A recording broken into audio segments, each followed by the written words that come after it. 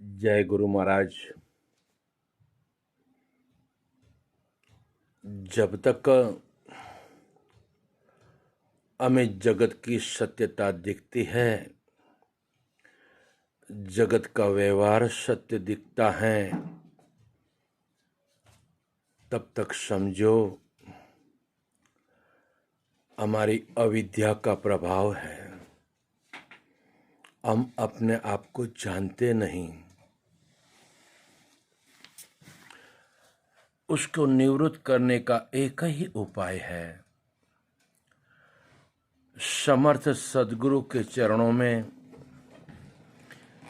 समर्थ सद्गुरु का दिव्य गान, समर्थ सद्गुरु की अपरोक्षानुभूति की शान हमें पकड़ में आएगी। तभी जैसे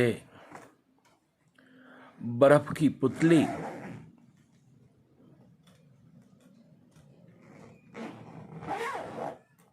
सूर्य के तेज से पिघल जाती है, वैसे ही ये अनंत अनंत जन्मों की अज्ञानता, अनंत अनंत जन्मों का भय, अनंत अनंत जन्मों की अशांति हम सद्गुरु के बोध से नित्य उस बोध की हमारी प्रतिक्षण की जागृति ये हमारी अविद्या को मिटाती है और उस बोध की जागृति से इन नश्वरता की इच्छाओं शांत हो जाती है।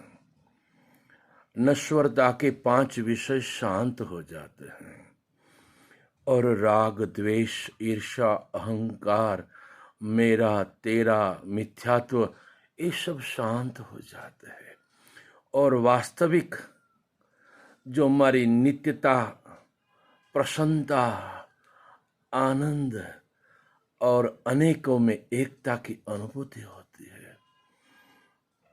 और जब सारी इच्छाएं शांत होने लगे न और सब में अपना एक ही सनातन तत्व, गुरु तत्व के सिवाय कुछ नहीं है,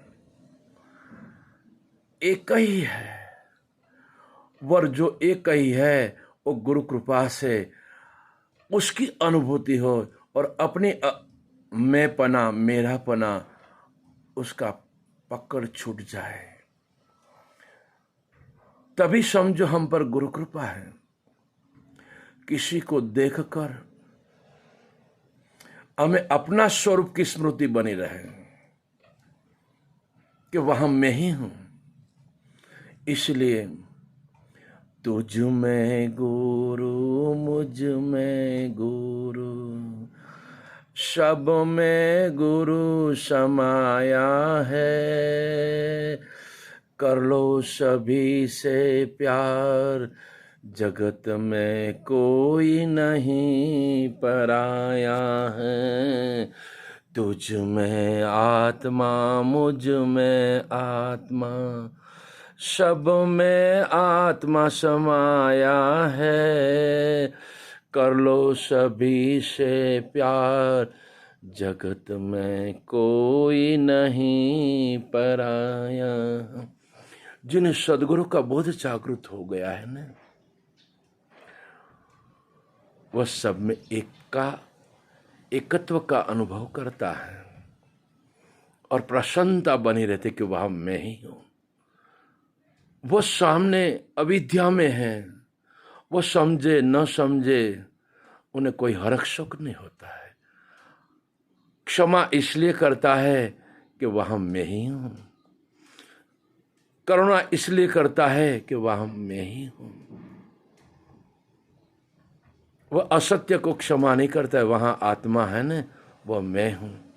ऐसी दिव्य ज्ञान दृष्टि, इसी चैतन्य दृष्टि बस सद्गुरु के सिवाय कोई प्रगटा नहीं सकता है। सद्गुरु के कितना करुणा सिंधु है, कितनी कृपा सदगुरु हम सभी पर करते हैं, लेकिन इन सदगुरु के वचनों को हम अपने जीवन में कितना धारण करते हैं, गुरु को हृदय में कितना रखते हैं, दृष्टि में गुरु को कितना रखते हैं। जितना जितना हमें गुरु के प्रति प्रेम होगा, जितने जितने गुरु के प्रति हमारी स्नेह होगा, समझ लो हमारा कल्याण का मार्ग खुल गया, हमारा मनुष्य जीवन सफल हो गया। हे मानव, तू सदगुरु की कृपा को अपनी कृपा बना ले। कब तक भटकता रहेगा? कब तक गर्भ से शमशान की यात्रा करता रहेगा? ऐसा मौका बार बार नहीं मिलेगा। अगर इस मौके को ठुकरा दिया तो इस मनुष्य के जीवन का अंत आ गया। कोई भरोसा नहीं कब आता है।